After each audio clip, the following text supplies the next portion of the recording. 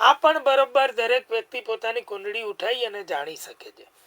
એટલે મકર રાશિમાં જેટલા લોકોની કુંડળીમાં ગુરુ લખ્યો 10 નંબરમાં, એને પણ પરમ નીચનો ગણાય, નબળો ગણાય. 2 રાશિ બીજી એની પહેલા આપણે કઈ બુધની, જેમાં અસ્તનો થઈ જાય. બુદ્ધિની વાત આવે ને એટલે જ્ઞાનને ગમતું નથી. વાત અહીંયા એટલી જ છે. બુધ અને ગુરુ એકબીજાના શત્રુઓ છે, બરોબર છે. એટલે બુધની રાશિમાં આવે ને એટલે ગુરુ અસ્ત થઈ જાય, ડાઉન થઈ જાય છે. 3 નંબર અને 6 નંબરમાં જેની કુંડળીમાં મિથુન કે કન્યાનો ગુરુ છે એને નબળો કહેવાય. આમાં 3 રાશિ છે. અન્ય ગુરુનો એક શત્રુ ગ્રહ છે શુક્ર. શુક્રની રાશિમાં પણ ગુરુ નબળું ફળ આપે છે. એટલે વૃષભ રાશિ અને તુલા રાશિમાં પણ એમાં એક ખાલી એક્સેપ્શન છે. એવું કહેવાય કે ભાઈ શુક્રની રાશિમાં ગુરુ પણ જો કેન્દ્ર ભાવમાં છે, કેન્દ્રના 4 ભાવમાં, તો એ નબળું ફળ નથી આપતું. આવી રીતનો એક સિદ્ધાંત છે. એટલે શુક્રની રાશિમાં અન્ય જગ્યાએ કુંડળીમાં ગુરુ હોય તો તે થોડું નબળું ફળ આપે છે. હવે ગુરુ માટે આ સિદ્ધાંત કેમ છે? તો કે ગુરુ એવું કહ્યું છે કેન્દ્રમાં 100 દોષોનો નાશ કરે છે. એટલે એનો સિદ્ધાંત એવું કે છે ગુરુ કેન્દ્રમાં બળવાન જ બની જાય છે. એટલે એવું કહેવાય કે જો નબળી રાશિમાં નથી તો એનું ઉત્તમ ફળ મળે જ છે. કેવળ 3 રાશિમાં કેન્દ્રમાં હોય તો પણ નબળું ફળ આપે. જે મેં પહેલા કહી કે મકર રાશિનો ગુરુ, કન્યા રાશિનો અને મિથુન રાશિનો ગુરુ કેન્દ્રમાં હોય તો પણ થોડું નબળું ફળ આપે છે. આ સિવાય ગુરુ અન્ય કોઈ પણ રાશિમાં હોય તો નબળું ફળ નથી આપતો. આટલી જ નબળા ગુરુની રાશિઓ છે. આ બિલકુલ આપણે ધ્યાન રાખવાનું છે. અને એ નંબરોની રાશિઓમાં ગુરુ છે તો તમારા જીવનમાં જ્ઞાનની કમી છે, ગુરુની કમી છે, સુવ્યવસ્થાની કમી છે, લક્ષ્ય નથી મળી રહ્યા, સફળતા દૂર ભાગે છે, સંઘર્ષ મુશ્કેલી આવે નોકરી ધંધા વ્યવસાયમાં અને લગ્નની બાબતોમાં. જો આવું થઈ રહ્યું છે તો કુંડળી ઉઠાઈને જો કુંડળીમાં ગુરુ 10 નંબરમાં લખ્યો હશે, 3 નંબરમાં લખ્યો હશે, 6 નંબરમાં લખ્યો હશે, 2 નંબરમાં લખ્યો હશે કે 7 નંબર, આ રાશિઓમાં ગુરુ લખેલો હશે, પહેલી 3 રાશિમાં ગુરુ હશે તો ચોક્કસ સમસ્યા મોટી હશે. હવે વાત કરી લઈએ નબળા ગુરુનું શું.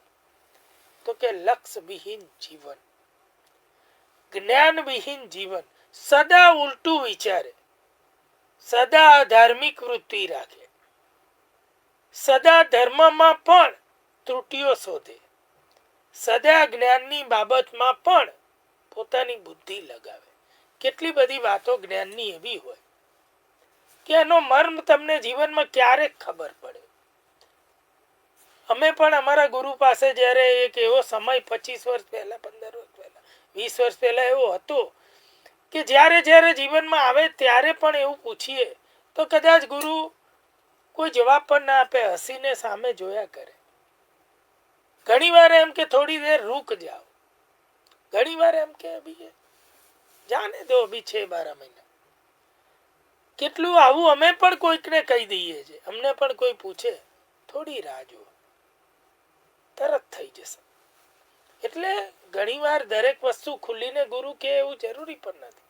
પણ એટલે કહેવાનો મિનિંગ એ છે કે જે લોકો એમાં પણ નકારાત્મકતા શોધે છે, આવું જ્યારે કહીએ ત્યારે પણ, અને કંઈ ને કંઈ કરી બેસે છે અને એટલું ગંભીર નુકસાન એમનું જ થાય છે. એટલે કહેવાનો મતલબ એ છે જે લોકોની કુબુદ્ધિ છે એ લોકોની કુંડળીમાં ગુરુ સારો નથી. એ ગુરુની અસર છે, અશુભ ગુરુની અસર, કે જે હંમેશા ત્રુટિઓ શોધે. કયા કાર્યોમાં? તો કે પોતાને જે શીખવાડે છે ને એના કાર્યો, પોતે જે જાણે છે એમાં, જે ધર્મની બાબતો, જે પાયાની બાબતો છે, સામાજિક વ્યવસ્થાની, ઘરની વ્યવસ્થાની, કાર્ય વ્યવસ્થાની, તમામ જગ્યાએ વ્યવસ્થામાં જે ડિસ્ટ્રક્ટિવ છે, જે પોતાની બુદ્ધિ અને ખોટા ખોટા તર્કો લગાવે છે, એ બધાની કુંડળીમાં ગુરુ નબળો છે. અને તમારે દિવાલે લખી લો જેટલાનો ગુરુ નબળો છે એને ક્યારે કોઈ મોટી સિદ્ધિ કે મોટી સફળતા નથી મળતી. ક્યાંકથી કોઈક ટ્રીકથી ચાલાકીથી કંઈ મેળવી લે એ બધું ટેમ્પરરી, એ લાંબુ ચાલતું પણ નહીં. એનું પોતાનું જીવન બિલકુલ અવ્યવસ્થિત દેખાય કોઈનું તમને, એનું પોતાનું જીવન પણ અવ્યવસ્થિત. તમને કોઈના જીવનમાં આ બધા લક્ષણો દેખાય ને તો તમારે સમજી લેવાનું કે કુંડળીમાં ગુરુ નબળો છે. કેટલી બધી વાર આપણે એવું આવે છે, કોઈ સવાલ પૂછે ને, મોટે ભાગે નોકરીના, ધંધાના, લગ્ન જીવનના, લગ્નના, ત્યારે હું ગુરુ પૂછું છું. કેમ? તો કે આ બધી જગ્યાએ ગુરુનું જ કામ છે. ગુરુ નબળો છે તો મોડા લગ્ન થાય છે. ગુરુ નબળો છે તો લગ્નમાં વિલંબો આવે છે. ગુરુ નબળો હોય તો વિવાહ લગ્ન થયા પછી પણ મુશ્કેલી આવે છે. ગુરુ નબળો હોય તો એવું કહેવાય લગ્ન જીવન તૂટવા સુધી પહોંચી જાય અને ઘણાનું તૂટી પણ જાય. એટલે પૂછીએ છે ગુરુ. ગુરુ નબળો હોય તો નોકરીમાં મહેનત કરી અને તૂટી જાવ, સફળતા નથી મળતી. ગુરુ નબળો હોય તો ધંધામાં કરવા ખાતર ધંધો થાય છે, લાંબો વેપાર નથી થતો, લાંબી સફળતા નથી મળતી. આ બધી ગુરુ નબળાની નિશાની છે.